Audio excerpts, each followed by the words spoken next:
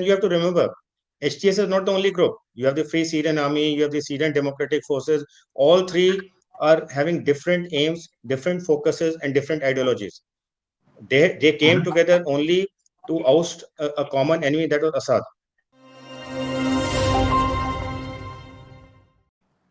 You're watching The Gist on StratNewsGlobal. I'm Ramananda Sengupta.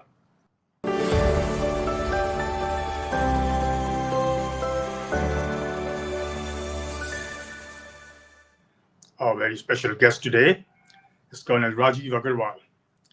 A retired colonel, he's a former director in the Ministry of External Affairs, a former director in military intelligence covering international relations, and a former research fellow at the Manohar Parrikar Institute for Defence Studies and Analyses. He has over 15 years of experience in international geopolitics and security, and a prolific author for a lot of Indian and foreign media houses. Thank you so much for joining us, Colonel Agarwal. It's a delight to have you with us again. Thank you, Rama. It's always a pleasure to be with you, and I look forward to an interesting discussion. Yes, I'm sure we will, because we're going to be talking about Syria, which I notice you've been writing a lot about. And, let's start with a thing that we all know what's been happening there, in the sense that, the rebels have taken over, Assad has gone to Moscow. How does it impact India? I mean, in various ways. I'd just like to hear your take on that. As far as India is concerned? Yes.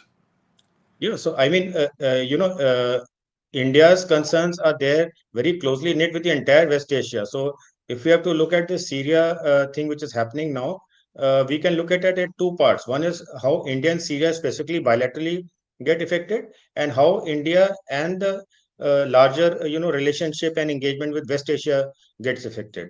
So more important to me, as I see it, is the second part, that is India's engagement with West Asia.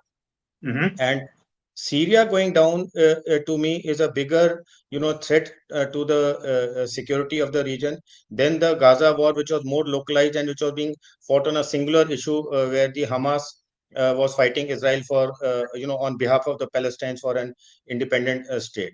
Syria is a much more important and dangerous development, because Syria, if you see the geography, it butts Israel to the north of Israel. The Golan Heights are there where Israel has occupied it. Then it has boundary with Lebanon, and on the north it has got Turkey, and then towards the east you have Iraq, and then followed by Iran.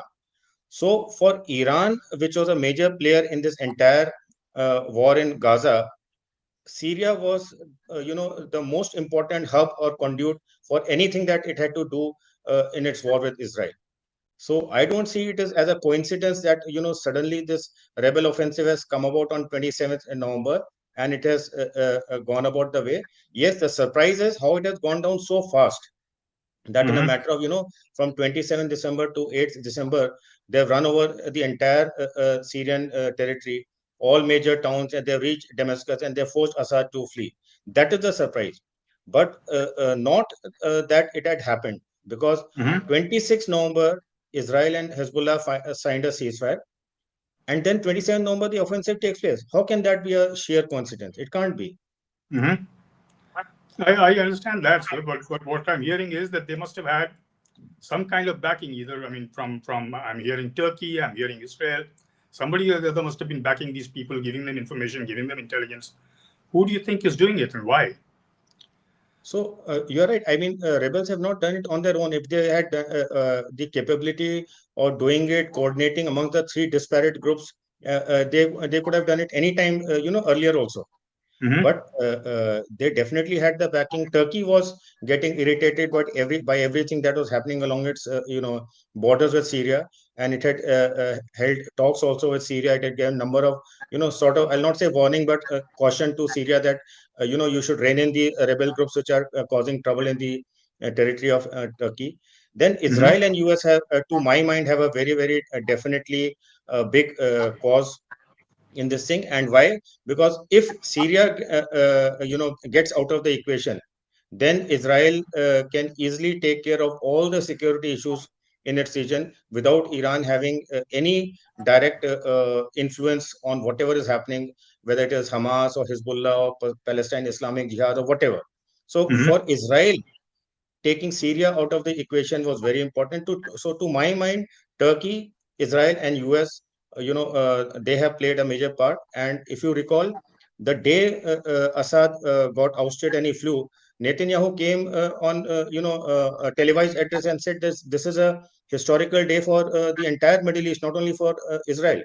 And the very next day, he makes his first appearance in the trial court against his charges of corruption, etc., saying that I That's was right. looking at much larger issues which affect not only the security of my country but the entire region, and these are frivolous charges which so he was waiting for this moment. It was I would say none of us may have seen through what would happen in Syria, but this was a very, very well calculated and orchestrated move by the trio of Turkey, Israel, and US. Uh, so, which brings me to another question. You've been in military intelligence, but we've had a series of these cases. I mean, I can think of Bangladesh recently, then Syria. In fact, even Israeli intelligence seems to have failed in anticipating these things. What is the reason for that? I mean, it's a very interesting question and very difficult to answer. But to my mind, when I studied the Hamas terror attack on 7th October, went into the details, and I wrote about it extensively. The I know. most important thing why we had these kind of failures and shocks and surprises was, to my mind, complacency.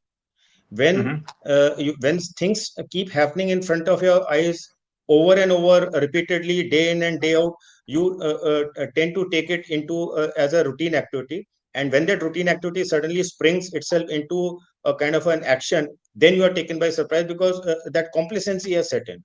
So whether it was Hamas attack on 7th October 23, whether it was Sheikh Hasina's ouster in Bangladesh, remember the elections took place in January this year, and from Right. January till August, the unrest was festering. So, if Bangladesh missed the signs, if Israel missed the signs of 7th October, to my mind, apart from the failure to get, I don't think it is a failure to get inputs. Inputs always are there in intelligence, whether it is military intelligence or otherwise. It is Hmm. how you are able to stitch the picture to get the story out, and that is where the complacency or routine, when a routine sets in, it puts a shroud of cover over your eyes, and you are not able to see what is going to happen. Absolutely. I think in journalism we call it reader fatigue. I mean, if you recall, Correct. when Kashmir started, even one person getting killed would make front page news. Now, even if 10 die, it's all somewhere in the inside pages. It's. I mean, it's like that. So let's go Absolutely. back to your original answer regarding implications for India. You said that implications for West Asia in turn impact India. But if you could take off from there again and try and explain what are the various ways in which we sort of get impacted. So, like I said, Syria is a very big linchpin as far as the security of the entire region is concerned. And Hmm. when you see, the so-called axis of resistance which Iran boasts of as far as supporting the groups across the Levant is concerned, Levant is the region right from the Iranians' eastern borders across to the Mediterranean Sea, where the Lebanese, Syrian, and the Palestinian border and the Israeli borders are there. So they have sort of built up this influence over years and decades of this. If Syria gets cut off, then Hezbollah has got cut off, Hamas gets cut off, Palestinian Islamic Jihad gets cut off, and the entire reason and cause of trouble for Israel along its three borders gets cut off. Also, why Israel has not been able to do anything more punitive to Iran than what it has done is because Israel was always vulnerable on these three borders, east, north, and west. Now, if the threat from Hamas, Hezbollah, Palestine, Islamic Jihad is removed, and Iran does not have the military capability to influence directly on the borders of the Israel, then Iran Hmm. is a very vulnerable, military threat as far as Israel is concerned, and that is what Israel has been wanting all through, that Iran should become vulnerable and should not be able to influence direct military threat on its borders. Now, if that is what is the game plan and that happens, whether Syria is able to stabilize through the Al Nusra or HTS, which has been able to do, and they reinvent themselves to a new avatar where they take a political shape, or they go back to the roots where they are more aligned towards the ideology of Islamic State or Al Qaeda? That is the question. If the second thing happens, then there is trouble for the entire region.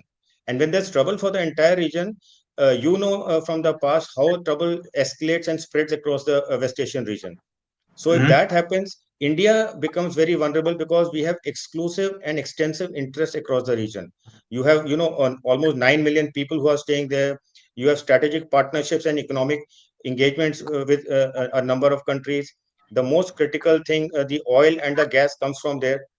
Right. The Red Sea corridor is already closed.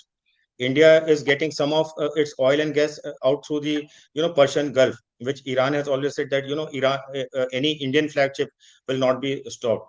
So if energy gets affected, if the economy gets affected, trade gets affected, the people get affected. We have been evacuating people from zones of war in terms of 10,000, 5,000, 6,000. Imagine 9 million people getting affected. Do we have the wherewithal to carry out these kind of evacuations? And if at all such kind of a scenario comes up, where are we going to get put these people?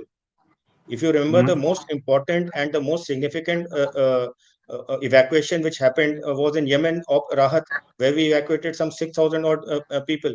And it took special effort to get them to Djibouti and then get them out from there. It was a mammoth effort, and that was only one country, Yemen, that also more of the southern part of Yemen.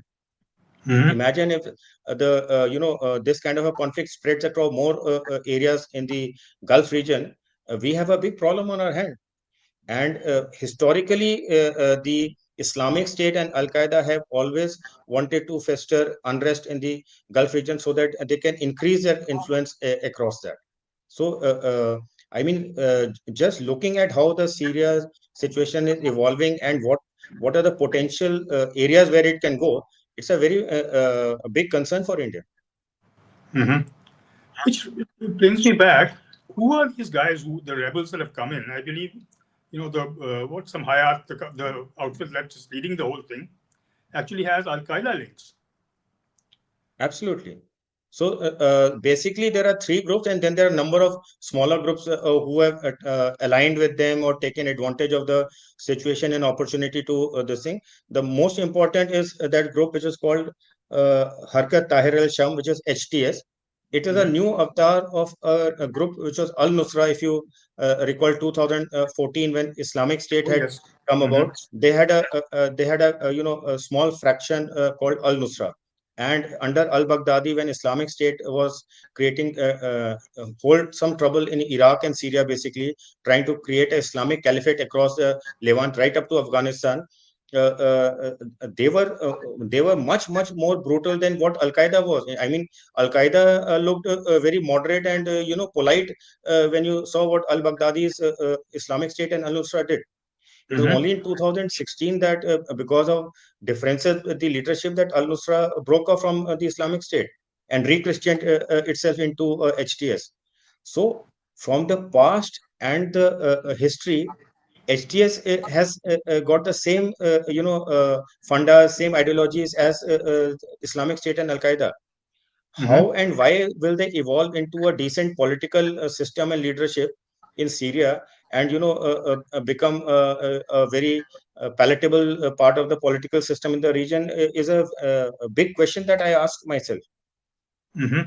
The interesting thing here, sir, is that uh, people were thinking that if this outfit is indeed so brutal, why is it that they were not attacking the Alawites and other minorities when they took over homes and Aleppo and places like that? Why have they sort of said that we are a more temperate outfit? Is this just for show, like the Taliban did, or is it? I mean, actually, that they've had a change of heart?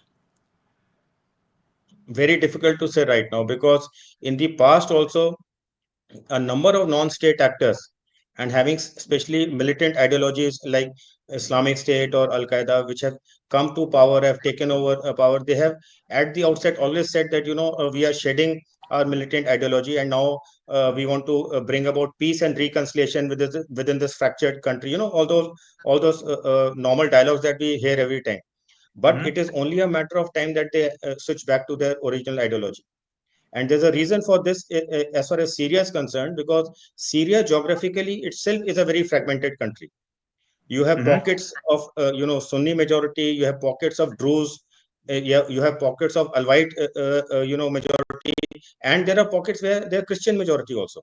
Right. And to get this kind of a disparate group Mm-hmm. together itself is a very Herculean task. And on top of that, for the last 50 years, ever since the Assad family has been ruling in Syria, and that too with a very iron hand kind of a thing, there Mm-hmm. is hardly any political system which has survived. There are no political party, there are no political system. So how on the earth suddenly HTS will be able to prop up a political system, get people's representative, come about with a so-called democratic system? It's not going to be so easy. Mm-hmm. And that is when we are saying that they have all the good intentions, which itself is a very big question at the outset. Right. I mean, that's what I was about to ask you. That so chances are that they will go back to the ways of the ISIS and I mean the Daesh and impose some kind of Islamic law and stuff like that in Syria. That's the. I hope not, because his initial statement, Julani has made an initial statement, that will not enforce any rules or dress code on women, and he also said that any Syrian army people who want to surrender are most welcome to surrender. We will not, jail them or kill them or etc. etc. He has invited people, technocrats, to come and give suggestions how to evolve the political system, how to revive the economy. But these are very, very initial days, and I do not give too much credence to what the initial statements are given, because that is a playbook kind of a thing. That moment you wrest power from established system, you have to say these kind of things to start the ball rolling. But whether it Mm-hmm. translates into actual system is a very, very big this thing. And then you have to remember, HTS is not the only group. You have the Free Syrian Army, you have the Syrian Democratic Forces. All three are having different aims, different focuses, and different ideologies. They came Mm-hmm. together only to oust a common enemy, that was Assad. So Mm-hmm. whether HTS will be able to influence its own ideology on the two, or will they have a divided kind of a system where each of them gets a pie of the cake? Too many things have to be answered before we get a clearer picture. Mm-hmm. Your mention of the word playbook, reminds me of the fact of the sort of I won't say fact, but there is this notion going around that this is a typical American playbook where you have first a sudden assault and you have the leader fleeing, and then you have assaults on the palace or whatever to show what a bad man he was, and then you have anarchy after that. So, do you think that's has some sort of a credibility thing to it, that kind of a thinking, or is it just conspiracy theory? Well, it is very much possible. We have seen it in Libya. We have seen it in Egypt. We've seen it in Iraq. That Mm-hmm. you take out the leader of a country which has been ruled by an iron hand, and then suddenly you find there's a vacuum. People start looting everything, going to palaces, getting the goodies, etc. Then after that you just let the system evolve for itself, which never evolves, and then there's total anarchy. So this is how a normal Western CIA playbook has been playing out. They never take a long term kind of a look. They look at how the leader or the dictator can be ousted, and then they leave it for the people who have no clue about what to do with the nation. They have got no history, no political system, and then you have a total anarchy, like you're saying. Mm-hmm. Which brings me back. We just I think pulled out 75 people from Syria. I mean, they crossed into Yeah. Lebanon, blew them back. Uh, is that a sign of our own unease about the situation there? I mean, from the Indian perspective. No, so I mean, this is absolutely primary principle of India's foreign policy for at least last 10 years. People first. So, moment there's a crisis in any country where you have Indians staying, all the embassies, I mean, respective embassy is supposed to take situation, offer evacuation to the people, and ensure safe evacuation. We saw it in Ukraine, we saw it in Sudan, we saw it in Yemen, we saw it even when the Gaza war broke out, when Operation Ajay took place. And this is one beautiful part of the evolution of India's foreign policy, where people's evacuation or people's safety is always placed first. And if you see, when 27th November the assault started by the three rebel groups, Even New Delhi Mhm. may not have anticipated that this is going to go down so rapidly and in the manner it has gone down, because on 29 November, in the cool offices of Delhi, you're having the Foreign Office consultations with Syria, a routine dialogue with the within the Foreign Ministry, and their Deputy Minister was here for the dialogue. Mhm. So this was most unprecedented and shocking development that has taken place, which even I would say New Delhi was caught unaware. Mhm. So we are almost running out of time. So I have one last question to you. Do you think, forget the rebels there, do you think the fact that Islamist outfits have managed to actually come back in Syria and they're making a sort of a revival, do you think that might inspire, let's say, the people who are inimical towards us sitting in Pakistan and that region? Do you think it might be a sort of a shot in the arm for them? And Uh, I don't think so, because the dynamics are totally different, and Syria and Syrian government and the Syrian army were very weak over the last 14, 15 years of continuous civil war, and areas like I said toward the north which are still occupied by rebel forces. India is not in that situation. I don't think, even if they take inspiration, I'm absolutely certain they would not be able to make a headway like across our borders like what Mhm. happened in Syria. And the most Mhm. important thing, that except for China, which supports Pakistan in all its endeavors against India most of the time, Pakistan does not have a Turkey, Israel, or US to push in the rebels across the territory into India. Well, you do have other neighbors which are there, but I guess we'll come back to that later. But what would then be your sort of primary threat assessment from what's going on there for India? Is it only that part that what happened in West Asia impacts us, or is it beyond that? I mean, are you looking at some other kind of threat from there? So yes, one is the overall situation that evolves in West Asia has direct implications for us. The Hmm. second is what I said, that if HTS goes back to its roots of Islamic State and Al Qaeda, and then they Hmm. try to revive the Islamic Caliphate movement, then even in 2013-14, some parts of Islamic State had tried to find roots in India also. We remember how there were some people in Kerala and Bihar, etc., who were found Right. to have been recruited by Islamic State to foster trouble. So that's a long shot. But I mean, if it situation comes to that, then you're back to square one as far as going back 10 years is concerned. If Islamic State comes about and tries to spread Islamic Caliphate, and then I would say the whole playbook of taking out Assad in Syria and trying to put in a regime which is anti Iran, anti accessory resistance, trying to have a buffer between Iran and Israel, would have failed, because if Islamic State comes about in whatever form and tries to spread its wings across, then the project would Hmm. have failed.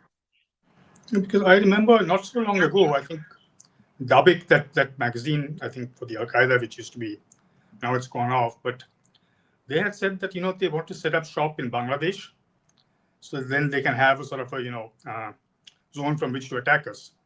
I suspect that now they're going to get a lot of play there as well now, given the fact that they've released a bunch of these Islamist militants there as well. I know, but for something to happen directly across into India is a very long and difficult shot from what is happening in Syria. Like I said, it can only happen over time if the Islamic State Caliphate kind of a movement spreads right across the Middle East and comes knocking to the doors of the South Asia. So firstly it has to happen, secondly it has to spread, and then only there could be some. And then India has seen those threats evolved in the first avatar of the Islamic State. I'm sure our agencies will be more vigilant to the developments in the West Asia Syria region than they were when this threat first come about. Mhm. On that sort of positive note, I'd like to sort of close this particular interview. Thank you so very much, sir, for very enlightening view on what's happening and how it impacts India. And I look forward to having you with us again. Thank you, Ramanand. Always a pleasure to interact with you, and you always ask very stimulating questions. That's part of my job, sir. So um, that was Colonel Rajeev Agarwal, a veteran military intelligence officer, as well as somebody who served in the Ministry of External Affairs and researcher at the Manohar Parrikar Institute for Defence Studies and Analyses, talking to us about the implications of what's happening in Syria and how that impacts us. I do hope you enjoyed this particular edition of The Gist.